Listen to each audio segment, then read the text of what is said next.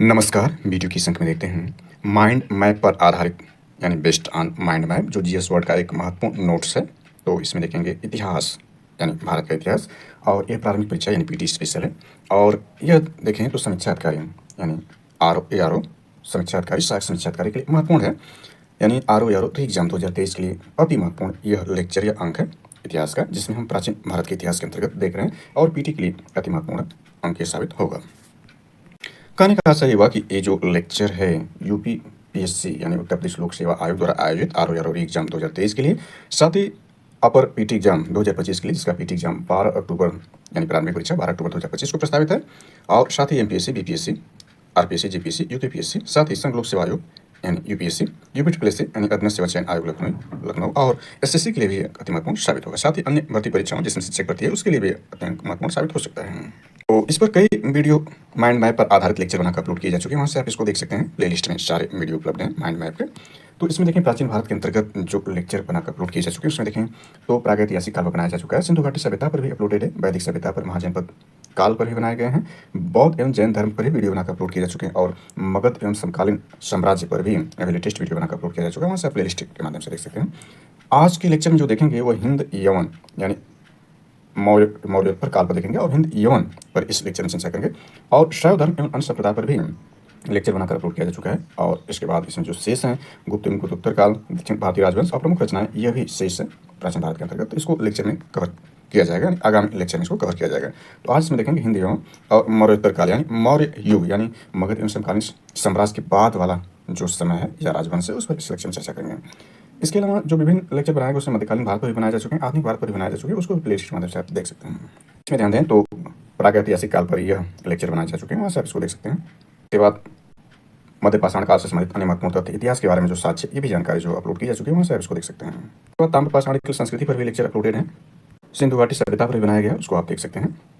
ये सारी जानकारी सिंधु घाटी सभ्यता पर दी गई है, यानी ये सारी जानकारी जो दी गई है उसको आप एक नज़र देख सकते हैं। उसके बाद वैदिक संस्कृति पर लेक्चर बनाया जा चुका है, उसको भी आप देख सकते हैं। यानी सारी जानकारी जो वैदिक संस्कृति के अंतर्गत दी जा चुकी है।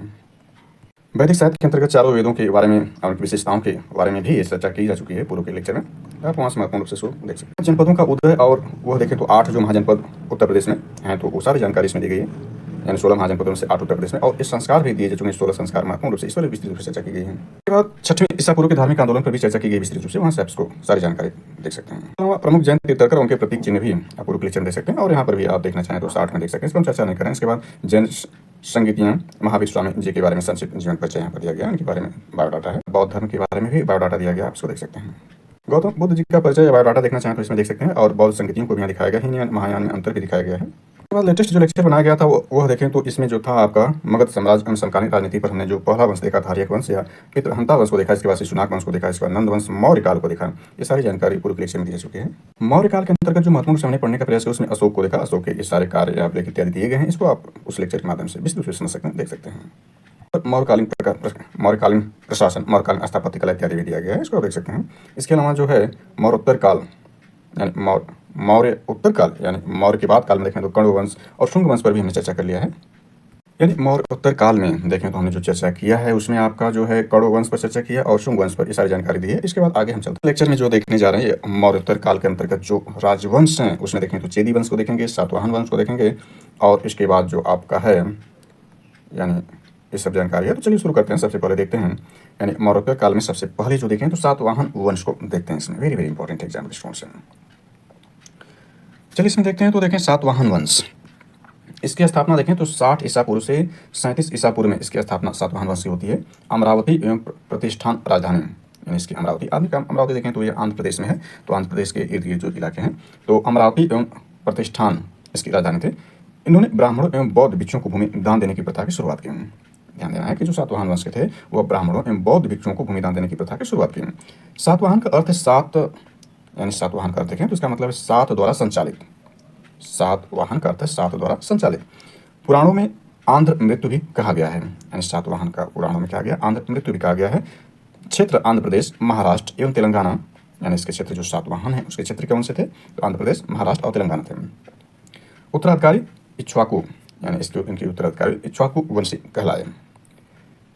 इसमें देखिए सातवाहन में तो पहली सदी ईसा पूर्व की मध्य से तीसरी सदी की शुरुआत तक यानी पहली सदी ईसा पूर्व के मध्य से लेकर के तीसरी सदी की शुरुआत तक इनका समय रहा। इसके बाद देखें तो सतकर्णी प्रथम के बारे में देखें तो नानाघाट अभिलेख भूदान साक्ष्य, नानाघाट अभिलेख भूदान साक्ष्य, पुराणों में इसे कृष्ण पुत्र कहा गया है। यानी सतकर्णी को जो है पुराणों में, जो 18 पुराण आपके हैं, इस पर हम विस्तृत रूप से चर्चा कर चुके हैं। पुराण, वेद, काव्य, महाकाव्य, रामायण, महाभारत, वेदांग, छंद इत्यादि पर विस्तृत चर्चा पूर्वक हम कर चुके हैं। आप इसको देख सकते हैं। तो पुराणों में कृष्ण यानी भगवान कृष्ण के पुत्र कहा गया किसको? सतकर्णी प्रथम को। और इसका नानाघाट अभिलेख सतकर्णी प्रथम संबंधित है, जो भूदान साक्ष्य से, यानी भूदान का मतलब भूमि दान देने का साक्ष्य जो है नानाघाट अभिलेख से मिलता है, जो सतकर्णी प्रथम से संबंधित है। इसके बाद देखें हाल, तो महानतम सातवाहन शासक, यानी हाल यह सातवाहन शासक है, तो महानतम सातवाहन शासक हाल था। कवि देखें तो गाथा सप्तशती की रचना की इसने, यानी कहने का सही हुआ कि जो हाल सातवाहन वंश का शासक यानी महानतम शासक था, एक कवि था, और इसने रचना क्या की थी? तो गाथा सप्तशती की रचना की थी हाल ने। दरबार में गुणाढ्य सर्ववर्मन निवास करते थे, यानी इसके दरबार में गुणाढ्य और सर्ववर्मन निवास करते थे। इसके बाद देखें तो वशिष्ठी पुत्र पुलु मावी को देखते हैं, यानी सातवाहन वंशी में जो यह शासक है वशिष्ठी पुत्र पुलु मावी को देखें तो गौतमी पुत्र सातकर्णी का उत्तराधिकारी है। हमने गौतमी पुत्र सातकर्णी को देखा यहाँ पर, यानी सतकर्णी प्रथम को हमने देखा। तो यह आपका, बल्कि हमने सतकर्णी प्रथम को देखा था, गौतमी पुत्र सतकर्णी नीचे दिया गया है, तो नीचे हम चर्चा करेंगे। तो देखें गौतमी पुत्र सतकर्णी का उत्तराधिकारी यह था वशिष्ठी पुत्र पुलु मावी। इसे शक शासक रुद्रदामन 2 बार हराया था। किसको हराया था? यानी शक शासक रुद्रदामन जो है इसको 2 बार हराया था, यानी किसको? वशिष्ठी पुत्र पुलु मावी को। दक्षिणा पथेश्वर उपनाम, यानी इसका वशिष्ठी पुत्र पुलु मावी का जो उपनाम था वो दक्षिणा पथेश्वर नाम रखा गया था, इसका उपनाम था। नासिक, कारले और अमरावती से इसके अभिलेख मिले हैं, यानी वशिष्ठी पुत्र पुलु मावी के अभिलेख कहाँ से मिले हैं? तो नासिक, कारले और अमरावती से इसके अभिलेख मिले हैं। इसके बाद देखते हैं गौतमी पुत्र सातकर्णी को देखें। यह महान, यानी ये देखें तो एग्जाम के दृष्टिकोण से बहुत ही महत्वपूर्ण है गौतमी पुत्र सातकर्णी। इसके बारे में देखें तो बीजियों की जानकारी नासिक अभिलेख से, यानी गौतमी पुत्र सातकर्णी के बीजियों की जानकारी नासिक अभिलेख से मिलती है। एकमात्र एवं अद्वितीय ब्राह्मण कहलाया, यानी एकमात्र और अद्वितीय ब्राह्मण कहलाया कौन? गौतमी पुत्र सतकर्णी। इसके घोड़ों ने 3 समुद्रों का पानी पिया था, यानी ऐसा कहा जाता है कि गौतमी पुत्र सतकर्णी के घोड़ों ने 3 समुद्रों का पानी पिया था। जोगल थंबी से प्राप्त चांदी के सिक्कों पर एक तरफ नहपान, दूसरी तरफ गौतमी पुत्र का नाम अंकित है। इंपॉर्टेंट ये है कि जोगल थंबी से जो चांदी के सिक्के प्राप्त हुए हैं उसके एक तरफ जो है नहपान था, दूसरी तरफ गौतमी पुत्र का नाम अंकित है। इसकी उपाधियों देख लेते हैं। गौतमी पुत्र सतकर्णी की उपाधियां देखें तो राजा राज, वेंकट स्वामी, विंध्य नरेश, यह जो थी गौतमी पुत्र सतकर्णी की उपाधियां थी। चातुर्य वर्ण को फिर से स्थापित किया, वर्ण व्यवस्था का रक्षक, यानी गौतमी पुत्र सतकर्णी वर्ण व्यवस्था का रक्षक माना जाता है, वेदों का आश्रयदाता कहलाता है। इसके बाद देखें सातवाहन वंश में तो यज्ञश्री सातकर्णी आता है, अंतिम महान शासक, यानी यह सातवाहन वंश में देखें तो अंतिम महान शासक था यह यज्ञश्री सातकर्णी। सिक्कों पर नाव के चित्र मिलता है इसके यज्ञश्री सातकर्णी के सिक्कों पर। यानी इसमें देखें जो हमने चर्चा किया था कि जो नासिक अभिलेख है जिसमें गौतमी पुत्र सतकर्णी के बीजों का वर्णन है, तो नासिक अभिलेख देखें तो यह सातवाहन संबंधित है। इसमें गौतमी बलश्री, इसको गौतमी बलश्री ने बनाया था या लिखवाया था। इसमें इंपॉर्टेंट रूप से यह पहले देख लें तो ध्यान दें कि कण्व वंश का अंतिम राजा जो था वह सुशर्मा था। कण्व वंश हमने चर्चा किया था, यानी ये देखें जो कण्व वंश है, जो कण्व वंश देखें तो कण्व वंश का जो अंतिम राजा हमने देखा, कण्व वंश का अंतिम राजा सुशर्मा था। ये कण्व वंश है जो 72 से 28 ईसा पूर्व है। और ये हमने देखा शुंग वंश, यानी मौर्य साम्राज्य के बाद तत्काल जो वंश शुरू होता है, मौर्य के बाद तत्काल जो होता है यह शुंग वंश होता है, और शुंग के बाद कण्व वंश होता है, और कण्व वंश के बाद तत्काल देखें तो आपका सातवाहन वंश होता है। तो कण्व वंश का जो है अंतिम राजा सुशर्मा था, और जो सुशर्मा था उसकी हत्या जो है वह सिमुक ने की थी। यानी सिमुक जो था, यानी जो सिमुक था वह सातवाहन वंश का संस्थापक माना जाता है। तो सिमुक ने 60 ईसा पूर्व, यानी 60 ईसा पूर्व में सुशर्मा की हत्या कर दी। जो कण्व वंश का अंतिम राजा सुशर्मा था उसकी हत्या कर दी और सातवाहन वंश की स्थापना की। तो सातवाहन वंश की स्थापना किसने की थी? तो सिमुक ने की थी। अभी हमने देखा कि जो सातवाहन है या आंध्र वंश, यानी सातवाहन वंश को आंध्र वंश के नाम से भी जानते हैं, कि शासकों ने अपनी राजधानी प्रतिष्ठान में स्थापित की, यानी प्रतिष्ठान और अमरावती को हमने देखा प्रतिष्ठान में स्थापित की। प्रतिष्ठान आंध्र प्रदेश के औरंगाबाद जिले में है। ये प्रतिष्ठान जो है आंध्र प्रदेश के औरंगाबाद जिले में है। सातवाहन वंश के प्रमुख शासक में देखें तो स्थापना तो सिमुक किया, प्रमुख शासक तो सिमुक शामिल है, यानी सिमुक है जो इसका संस्थापक रहा, सिमुक। इसके बाद सातकर्णी को हमने देखा, आपका जो वशिष्ठ पुत्र पुलवामी और गौतमी पुत्र सातकर्णी, यानी सतकर्णी को देख सकते हैं। सतकर्णी, गौतमीपुत्र सतकर्णी यानी एक सतकर्णी था। इसके बाद यानी सतकर्णी प्रथम को हमने देखा था, महानतम शासक के अंतर्गत सतकर्णी प्रथम यह। और इसके बाद जो आपका गौतमीपुत्र सतकर्णी, वशिष्ठी पुत्र पुलमी यानी हमने इसको देखा महानतम शासकों में यह है, तथा यज्ञश्री सातकर्णी यानी अंतिम देखा हमने जो इसमें महानतम शासकों में यज्ञश्री सातकर्णी है। इन सात वंश के प्रमुख शासक हैं। सातकर्णी ने 2 अश्वमेध यज्ञ तथा 1 राजसूय यज्ञ किया, यानी सातकर्णी जो है, यानी इसमें ध्यान देना है कि सातकर्णी ने 2 अश्वमेध यज्ञ तथा 1 राजसूय यज्ञ किया। सातवाहन शासकों के समय प्रसिद्ध साहित्यकार हाल एवं गुणादित्य है। तो हाल को हमने देखा कि जो ये हाल है यह सातवाहन के समय प्रसिद्ध साहित्यकार एवं ये हाल जो था दरबार में एक गुणाद्य और साहित्यकार था, और हाल को हमने देखा कि महानतम सातवाहन शासक था और कवि भी था, तो प्रसिद्ध साहित्यकार के अंतर्गत है। हाल ने गाथा सप्तशतक तथा गुणाद्य ने बृहत कथा नामक पुस्तकों की रचना की। सातवाहन शासकों ने जो देखें तो चांदी, तांबे, सीसा, पोटीन और कांसे की मुद्राओं का प्रचलन किया। ब्राह्मणों को भूमि अनुदान देने की प्रथा का प्रारंभ सातवाहन शासकों ने ही प्रारंभ किया। इसको देखिए सातवाहनों की भाषा देखें, इसकी भाषा क्या थी, तो प्राकृतिक एवं ब्राह्मी थी। सातवाहनों का समाज मात्र सत्तात्मक था। इंपॉर्टेंट है कि जो सातवाहन वंश है इसका समाज ध्यान दें कि मात्र सत्तात्मक था, पितृ सत्तात्मक न था बल्कि मात्र सत्तात्मक था। सातवाहनों की महत्वपूर्ण स्थापत्य कृतियां देखें तो कार्ले का चैत्य, अजंता एवं एलोरा की गुफाएं का निर्माण एवं अमरावती कला का विकास इन्होंने किया। सातकर्णी एवं अन्य सभी सातवाहन शासक दक्षिणापथ के स्वामी कहे जाते हैं। इसमें नोटेड पॉइंट यह देखें, जो सातवाहन वंश है, सातवाहन राज्य ने उत्तर और दक्षिण भारत के बीच सेतु का काम किया। यानी सातवाहन वंश जो है ये उत्तर भारत और दक्षिण भारत के बीच जो है ये सेतु या ब्रिज का काम कौन किया, सातवाहन वंश ने किया। चलिए इसमें देखते हैं तो कला एवं संस्कृति देखते हैं। सातवाहन वंश की कला और संस्कृति को समझते हैं। तो सातवाहनों ने सर्वप्रथम शीशे की मुद्राएं चलाई। सातवाहन ब्राह्मण थे और कृष्ण की पूजा करते थे। सातवाहन पहले स्वदेशी राजा थे जिन्होंने स्वयं के सिक्के जारी किए जिन पर शासकों के चित्र थे। ध्यान देना, सातवाहन पहले स्वदेशी राजा थे जिन्होंने स्वयं के सिक्के जारी किए। इससे पहले देखें तो विदेशी जो थे वो स्वयं के सिक्के जारी किए थे। इसके बाद देखें तो ये आपका है आधिकारिक भाषा, यानी सातवाहनों की आधिकारिक भाषा देखें तो प्राकृतिक एवं ब्राह्मी थी। इसको हमने देख लिया था। इसमें देखें कार्ली चैत्य का निर्माण, यानी स्थापत्य कला में देखें तो कार्ली चैत्य का निर्माण, अमरावती एवं नागार्जुन कोंडा स्तूपों का निर्माण सातवाहन शासकों ने कराया था। यानी कि स्थापत्य कला में महत्वपूर्ण रूप से ये शामिल है। इसके बाद देखें तो आपका हाथी गुम्फा अभिलेख आता है। वेरी वेरी इंपॉर्टेंट है, क्या आप जानते हैं कि अंतर्गत देखें तो 1825 ईस्वी में स्टर्लिंग द्वारा देखा गया हाथी गुम्फा अभिलेख को। 1885 में डॉक्टर भगवान लाल इंद्रजी द्वारा इसका पहला विश्वसनीय रिकॉर्ड आया। इसके बारे में देखें तो जो हाथी गुम्फा अभिलेख है, यानी हाथी गुम्फा अभिलेख है, इसके बारे में देखें तो इसमें सर्वप्रथम भारतवर्ष का जिक्र आया है। यानी इस अभिलेख में देखें तो सर्वप्रथम भारतवर्ष का अभिलेख आया है, और इसका जो निर्माण कराया था वो खारवेल, जो कलिंग नरेश खारवेल था, उसने जो है हाथी गुम्फा अभिलेख बनवाया था, निर्माण करवाया था। इसके बाद देखते हैं यानी मौर्योत्तर काल के अंतर्गत सातवाहन वंश के बाद चेदी वंश को देखते हैं। तो चेदी वंश के अंतर्गत ये सारी महत्वपूर्ण जानकारी या नोट्स उपलब्ध हैं। तो इसमें देखें पहली शताब्दी ईसा पूर्व में कलिंग में एक नए राजवंश का उदय हुआ जिसे चेदी राजवंश के नाम से जाना जाता है। चेदी वंश को महामेघ वंश भी कहते हैं। ध्यान देना कि जो चेदी वंश है इसको महामेघ वंश भी कहते हैं। और जो चेदी राजवंश है यह इसका उदय कहाँ हुआ, तो ये देखें कलिंग, जो आधुनिक उड़ीसा है, कलिंग को हमने देखा। यहाँ पर खारवेल का हाथी गुम्फा अभिलेख था, और जो कलिंग है इसकी राजधानी ओसली थी। महाजनपद के रूप में हमने जो महाजनपदों के रूप में जो जानकारी ली थी वहाँ पर विस्तृत रूप से जानकारी कलिंग के बारे में भी दी थी, वहाँ से आप इसको देख सकते हैं। तो इसका देखें चेदी वंश को हमने देख लिया कि इसका जो कहाँ पर उदय हुआ, और चेदी वंश को महामेघ वंश भी कहते हैं। इसका संस्थापक देखें, यानी चेदी वंश का संस्थापक कौन था, तो महामेघवाहन। चेदी वंश का संस्थापक या जो फाउंडर था वह महामेघवाहन था। महामेघवाहन का अर्थ है महान बादलों के भगवान। खारवेल महान शासक, यह मगध से जैन तीर्थंकर शीतलनाथ की मूर्ति लाया।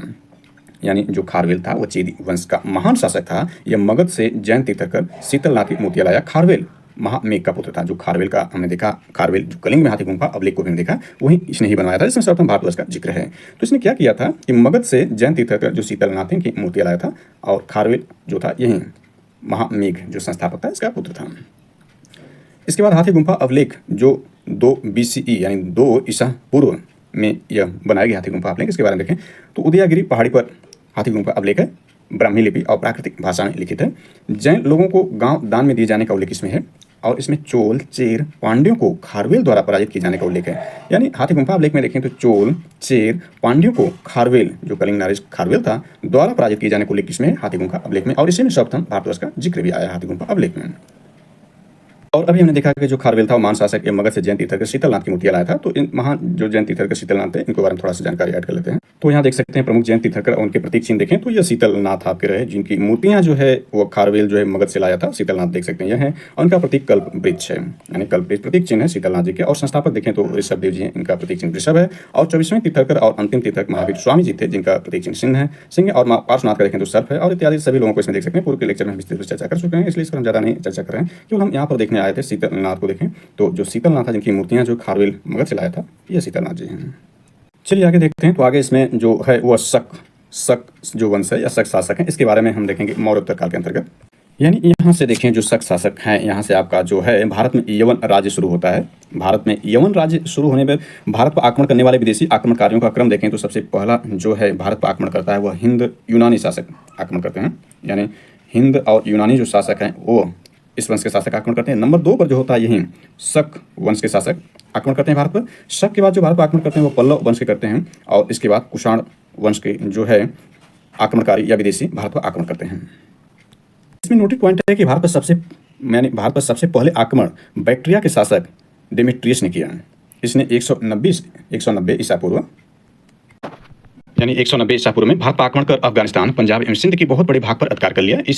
इसने साकल को अपनी राजधानी बनाया। इसे हिंद यूनानी या बैक्ट्रियाई यूनानी कहा गया। हिंद यूनानी शासकों में सबसे अधिक विख्यात मिनांडर यानी 165 से 145 ईसा पूर्व हुआ। इसकी राजधानी साकलिन आधुनिक सियालकोट शिक्षा का प्रमुख केंद्र था। मिनांडर ने नागार्जुन से बौद्ध धर्म की दीक्षा ली थी। इसमें जो अति महत्वपूर्ण आता है प्रश्न एग्जाम दृष्टिकोण से, उसमें यह है कि मिनांडर के प्रश्न एवं नागसेन द्वारा किए गए उत्तर एक पुस्तक के रूप में संग्रहित है, जिसका नाम मिलिंद पन्नु अर्थात मिलिंद के प्रश्न या मिलिंद प्रश्न है। इसमें नोटेड पॉइंट है कि हिंद यूनानी भारत के पहले शासक हुए, जिनके जारी किए गए सिक्कों के बारे में निश्चित रूप से कहा जा सकता है कि ये सिक्के किन किन राजाओं के हैं। और वेरी वेरी इंपॉर्टेंट यह है कि भारत में सबसे पहले हिंद यूनानियों ने ही सोने के सिक्के जारी किए थे। हिंद यूनानी शासकों ने भारत के पश्चिमोत्तर सीमा प्रांत में यूनान की प्राचीन कला चलाई, जिसे हेलेनिस्टिक आर्ट कहते हैं। भारत में गांधार कला इसका उत्तम उदाहरण है। अब इसके बाद शक शासकों को देखते हैं, यानी ये पहले क्रम पर थे हिंद यूनानी जो भारत पर आक्रमण किए। इसके बाद शक आते हैं दूसरे नंबर पर, शक को इसमें देखते हैं। यानी इसमें नोट पॉइंट में देखें तो यूनानियों के बाद यानी हिंद यूनानियों के बाद शकों की 5 शाखाएं थी, और हर शाखा की राजधानी भारत और अफगानिस्तान में अलग अलग भागों में थी। पहली शाखा ने अफगानिस्तान, दूसरी शाखा ने पंजाब, राजधानी तक्षशिला, तीसरी शाखा ने मथुरा, चौथी शाखा ने पश्चिमी भारत में, 5वीं शाखा ने उत्तरी दक्कन पर प्रभुत्व स्थापित किया। यानी प्रथम शक राजा मोव था। यानी प्रथम शक राजा देखेंगे तो मोव था। शक मूलतः मध्य एशिया के निवासी थे और चारागाह की खोज में भारत आए थे। 58 ईसा पूर्व में उज्जैन के एक स्थानीय राजा ने शकों को पराजित करके भारत खदेड़ दिया और विक्रमादित्य की उपाधि धारण की। ध्यान देना है, उज्जैन का एक स्थानीय राजा था जो शकों को पराजित किया था कब? 58 ईसा पूर्व में, और इसने विक्रमादित्य की उपाधि धारण की थी। शकों पर विजय के उपलक्ष्य में ये जो 58 ईसा पूर्व में एक नया संवत विक्रम संवत के नाम से प्रारंभ हुआ। उसी समय से विक्रमादित्य एक लोकप्रिय उपाधि बन गई, जिसकी संख्या भारतीय इतिहास में यानी विक्रमादित्य की संख्या जो भारतीय इतिहास में 14 तक पहुंच गई है। गुप्त सम्राट चंद्रगुप्त द्वितीय सबसे अधिक विख्यात विक्रमादित्य था। यानी भारतीय इतिहास में देखें जो संवत चलाए गए उसमें पहला जो यही आपका जो है 58 या 57 पूछता है, 57 ईसा पूर्व विक्रम संवत था। शक संवत देखें तो यह 78 ईस्वी में शक संवत आता है, और दोनों के बीच में गैपिंग देखें तो 78-57 को जोड़ देते हैं तो 8-7-15 हो जाएगा, और 7-5-12-13 135 वर्ष का अंतर है विक्रम संवत और शक संवत में। इसके बाद गुप्त संवत आता है जो 320 ईसा पूर्व में आता है, और इसके बाद हर्ष संवत आता है भारत में 606 ईसा ईस्वी में। यानी ये सारे ईस्वी के केवल एक विक्रम संवत जो है 57 ईसा पूर्व है, और इसके बाद शक संवत 78 ईस्वी में है, गुप्त संवत जो है 320 ईस्वी में, और हर्ष संवत 606 ईस्वी में आता है भारतीय इतिहास में। चलिए जो नोटेड पॉइंट है इसमें देखते हैं तो शक में देखें तो भारतीय स्रोतों में शकों को सीथियन कहा गया है। प्रथम शासक इसका मोगा, यानी हमने मोआ देखा था, मोगा, ये मोआ और मोगा दोनों कहीं कहीं लिख देता है, इसलिए इसमें कंफ्यूजन की बात नहीं है। नहपान महाराष्ट्र गौतमीपुत्र सातकर्णी से हारा था। यानी जो शक शासक था नहपान जो महाराष्ट्र में इसका शासन था, गौतमीपुत्र सातकर्णी से हारा था। हमने सातवाहन वंश में देखा था इसको विस्तृत रूप से। यानी यहाँ देख सकते हैं गौतमीपुत्र सातकर्णी जो ये था आपका, वह नहपान, ये नहपान है, और गौतमीपुत्र सातकर्णी ने इसको हराया था। और इसमें जो सिक्के हैं जुगलपंथी से प्राप्त सिक्कों पर एक तरफ यही नहपान है शक शासक, और दूसरी तरफ गौतमीपुत्र सातकर्णी का चित्र अंकित थे सिक्कों पर, और यह नहपान जो था शक शासक था और सातकर्णी से हारा था। इसके बाद देखें रुद्रदामन को देख लेते हैं, ये वेरी वेरी इंपॉर्टेंट है। रुद्रदामन में देखें तो इसका शासनकाल 130 से 150 ईसा पूर्व तक था। सर्वाधिक प्रसिद्ध यानी ये जो है शक वंशियों में, शक शासकों में सर्वाधिक प्रसिद्ध रुद्रदामन ही था, जो 300 यानी 130 ईसा पूर्व से 150 ईसा पूर्व इसका शासन था, सर्वाधिक प्रसिद्ध। इसने सातकर्णी द्वितीय को 2 बार हराया था, यानी सातकर्णी जो द्वितीय था सातवाहन वंश का, उसको 2 बार हराया था। सुदर्शन झील की मरम्मत कराई थी, संस्कृत का संरक्षक था और जूनागढ़ अभिलेख जो संस्कृत में है वो रुद्रदामन से संबंधित है। यानी जूनागढ़ अभिलेख के बारे में देखें तो जूनागढ़ अभिलेख जो है संस्कृत भाषा में जारी प्रथम अभिलेख है। जो जूनागढ़ अभिलेख है यह संस्कृत भाषा में जारी प्रथम अभिलेख है जो गुजरात में है। और रुद्रदामन जो था यह शक शासक इसने इसका निर्माण करवाया था या बनवाया था। कुछ और जानकारी इसमें एक्स्ट्रा ऐड कर लें तो देखें, शकों का सबसे प्रतापी राजा रुद्रदामन प्रथम था। यानी रुद्रदामन ए फर्स्ट जो है यह सबसे प्रतापी राजा था शकों का, जिसका शासन हमने देख लिया 130 से 150 ईसा पूर्व गुजरात के बड़े भाग पर था। इसने काठियावाद, ध्यान देना है, रुद्रदामन जो फर्स्ट था इसने काठियावाद की अर्धशुष्क सुदर्शन झील, यानी अर्धशुष्क झील कहाँ पर है, अर्धशुष्क सुदर्शन झील ये काठियावाद में है। और अर्धशुष्क जो झील थी इसका मौर्यों द्वारा निर्माण कराया गया था। इसका जीर्णोद्धार जो है यानी निर्माण तो मौर्यों द्वारा कराया गया था अर्धशुष्क झील का काठियावाद में गुजरात में, तो उसका जो जीर्णोद्धार है यानी पुनः उसका नवीनीकरण कराया या जीर्णोद्धार कराया रुद्रदामन फर्स्ट ने, जबकि निर्माण मौर्यों द्वारा कराया गया था। रुद्रदामन संस्कृत का बड़ा प्रेमी था, तो इसे जूनागढ़ अभिलेख में देखते हैं, संस्कृत में पहला अभिलेख है। तो रुद्रदामन संस्कृत का बड़ा प्रेमी था। उसने सबसे पहले विशुद्ध संस्कृत भाषा में लंबा अभिलेख यानी गिरनार अभिलेख जारी किया था। इसके पहले के सभी अभिलेख प्राकृतिक भाषा में रचित थे। भारत में शक राजा अपने को क्षत्रप कहते थे, यानी भारत में जो शक राजा थे अपने को क्षत्रप कहते थे। आगे इसमें देखते हैं तो हिंद यवन है, यह भारत पर आक्रमण करने वाले पहले जो आक्रमणकारी थे हिंद यवन। इसके बारे में हम लाके पहले ही चर्चा कर चुके हैं, लेकिन यहाँ नोट्स में महत्वपूर्ण रूप से देख लेते हैं। तो हिंद यवन के बारे में देखें तो मौर्योत्तर काल में पश्चिमी विदेशी आक्रमणकारियों में बैक्ट्रिया के ग्रीक प्रमुख थे, यानी बैक्ट्रिया ग्रीक के थे, इस पर मैं चर्चा किया था। इसके बाद देखें यूथिडेमिस कुल से, यानी इनका कुल क्या था, तो यूथिडेमिस कुल था। डेमेट्रियस फर्स्ट 180 ईसा पूर्व भारतीय सीमा में सर्वप्रथम प्रवेश करता यही था। डेमेट्रियस फर्स्ट जो 180 ईसा पूर्व भारत में प्रवेश किया, इसने साकल को अपनी राजधानी बनाया और राजा की उपाधि धारण की। इसने यूनानी था खरोष्टी लिपि में सिक्के चलवाए। इसमें महत्वपूर्ण रूप से मिनांडर के बारे में देखें 165 से 145 ईसा पूर्व में रहा, तो डेमेट्रियस कुल से संबंधित था। मिलिंद पन्नों में इसकी नागसेन से वार्ता संकलित है और बौद्ध धर्म अनुयायी था, इस बारे में चर्चा कर लिया था। इसके बाद देखें तो इसमें यह जो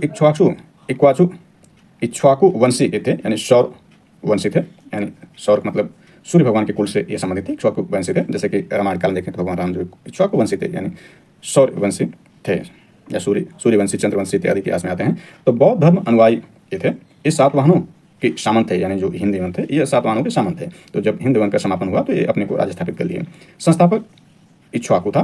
प्रथम जैन तीर्थंकर ऋषभदेव इक्ष्वाकु राजा थे। यानी जो प्रथम जैन तीर्थंकर ऋषभदेव के बारे में देखा था अभी विस्तृत रूप से, तो ये इक्ष्वाकु राजा थे। इसके बाद देखते हैं यूनानियों की देन क्या है। यूनानियों की जो देन है इतिहास में या भारतीय संस्कृति सभ्यता को, तो यूनानियों की देन के अंतर्गत देखें तो यूनानी राजाओं ने सिक्कों पर राजाओं के नाम एवं तिथियां उत्कीर्ण शुरू की। ट्रम चांदी के सिक्के जारी किए। सर्वप्रथम मुद्रा लेख था सोने के सिक्के जारी यहीं जो है आपके हिंद यवन ने ही जारी किए। इंपॉर्टेंट है ज्ञान दृष्टिकोण से कि सर्वप्रथम मुद्रा लेख यानी मुद्रा पर लेख यानी जो मुद्रा है उस पर लेख था सोने के सिक्के जारी यहीं सर्वप्रथम किए थे हिंद यवन ने। काल गणना संवत का प्रयोग, सप्ताह के 7 दिन, 12 राशियां, कैलेंडर वर्ष इत्यादि भी इन्हीं के समय में शुरू हुआ। नाटकों में पर्दा यौन का यूनानियों की ही देन है, या नाटकों में जो पर्दा लगता है यौन का लगता है यूनानियों की ही देन है। हेलोनिस्टिक कला का विकास यही हिंद यूनानियों ने ही किया। भारत में ज्योतिष के विकास में यूनानियों सहायक रहे। भारत में ज्योतिष के विकास में यूनानी सहायक रहे। सर्वप्रथम यूनानी आक्रमणकारियों ने हिंदुकुश पर्वत पार किया। सर्वप्रथम यूनानी आक्रमणकारियों ने क्या पार किया था, हिंदुकुश पर्वत को पार किया था। हिंदुकुश पर्वत देखें तो आधुनिक पाकिस्तान में है, लेकिन यह पहले अखंड भारत का हिस्सा था जो कि ईसा पूर्व से हिंद यवन आए थे। उस दौरान देखें तो आधुनिक रूप से जो भारतीय महाद्वीप है, ये सारे भारतीय महाद्वीप के जितने देश हैं वो भारत के एक भाग थे अखंड भारत के रूप में। इसके बाद देखें दूसरी शताब्दी ईसा पूर्व में पहली शताब्दी ईस्वी तक इनका शासनकाल था। यानी हिंद यवन जो है दूसरी शताब्दी ईसा पूर्व से पहली शताब्दी ईस्वी तक हिंद यवन का शासन था भारत में। इसके बाद देखें इक्ष्वाकु राजा शैव थे, यानी शैव वंश से संबंधित थे। इक्ष्वाकु राजा जो थे वे भगवान शिव के भक्त थे, यानी शैव थे और वैदिक संस्कार मानते थे। लेकिन उनके शासनकाल में बौद्ध धर्म भी फला फूला। कई इक्ष्वाकु रानियां और राजकुमारों ने वर्तमान नागार्जुन कोंडा में बौद्ध स्मारकों के निर्माण में योगदान दिया। ये वेरी वेरी इंपॉर्टेंट है कि इक्ष्वाकु राजा शैव वंश भगवान शिव के भक्त थे। शैव वंश और जो वैष्णव धर्म उस पर हम चर्चा कर चुके हैं, आप प्लेलिस्ट में उसके लेक्चर उपलब्ध वहाँ से आप देख सकते हैं। इस पर हम चर्चा करेंगे तो ज़्यादा जो लंबा हो जाएगा लेक्चर। और ध्यान देना है कि इस शासनकाल बौद्ध धर्म भी फला फूला, जैन धर्म नहीं बल्कि बौद्ध धर्म है, और ये सारी जानकारी इसमें। इसके बाद देखें इक्ष्वाकु यानी आंध्र इक्ष्वाकु जो वंश थे, इसके बारे में देखें तो इस राजवंश ने लगभग तीसरी और चौथी शताब्दी ईस्वी के दौरान विजयपुरी आंध्र प्रदेश में आधुनिक नागार्जुन कोंडा में अपनी राजधानी से भारत के पूर्वी कृष्णा नदी घाटी में शासन किया। इक्ष्वाकुओं को उनके प्रसिद्ध नामों से अलग करने के लिए विजयपुरी के आंध्र इक्ष्वाकु के रूप में भी जाना जाता है। तो ये आंध्र इक्ष्वाकु है, वेरी वेरी इंपॉर्टेंट। इक्ष्वाकुओं को उनके प्रसिद्ध नामों से अलग करने के लिए विजयपुरी के आंध्र इक्ष्वाकुओं के रूप में भी जाना जाता है। तो ये नोट्स इंपॉर्टेंट है एग्जाम दृष्टिकोण से। हिंद यवन के बारे में। इसके बाद मौर्योत्तर काल के अंतर्गत नेक्स्ट जो हम देखेंगे वह कुषाण शासकों के बारे में देखेंगे, जो वेरी वेरी इंपॉर्टेंट है एग्जाम दृष्टिकोण से। तो कुषाण के बारे में नेक्स्ट जो नोट्स है वो नेक्स्ट लेक्चर में देखा जाएगा। तो थैंक्स फॉर वॉचिंग दिस।